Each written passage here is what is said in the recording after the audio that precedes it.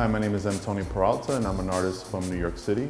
The name of my show is called Rolos and Icons, and it's a group of silk screen paintings on canvas.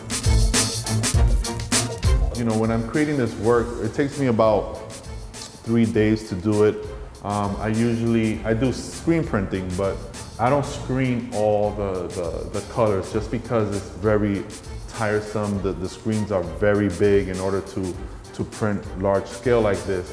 So what I usually do is just paint the whole background and also paint the face and the eyes and the hair rollers, and then the black layer is what I screen print. So, you know, it's funny, if you was to see this without black, you wouldn't even know what it is. It looks really kind of funny and stuff like that.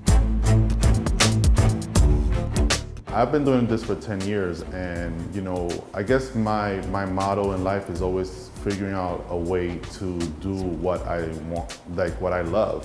You know, I don't have necessarily the traditional kind of artist connections. You know, I didn't go to Yale School of Art. You know, a lot of people go to certain art schools because of the connections that you get from graduating. But, you know, because of social media, you know, I've been able to grow my audience, especially in the past 5 years.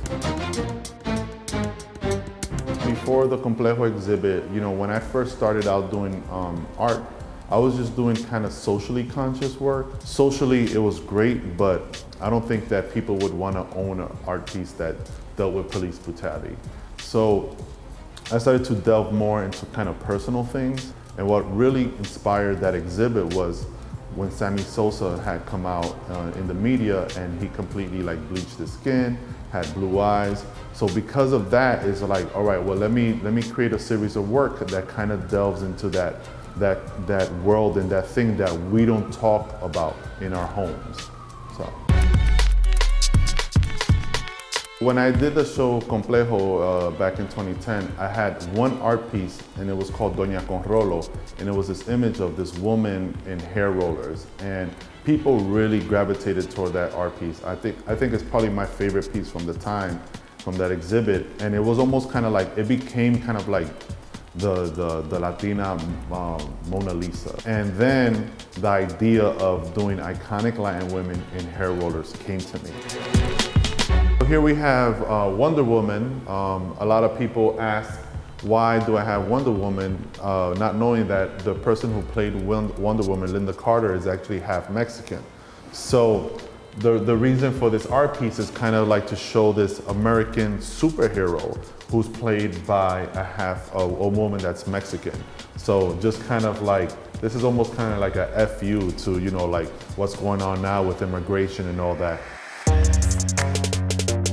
Iris Chacon, you know, was like my first crush. Celia Cruz is important to me because growing up, you didn't see dark-skinned Latinos on TV. Obviously, Doña Florinda watching El Chavo del Ocho. The women that I picked, they're all strong women. And the reason for the hair rollers as well is to make them a lot more relatable. So, you know, Frida Kahlo being this iconic artist, you know, her in hair rollers, when you see her, it's kind of to see yourself in her. I'm making artwork for the people.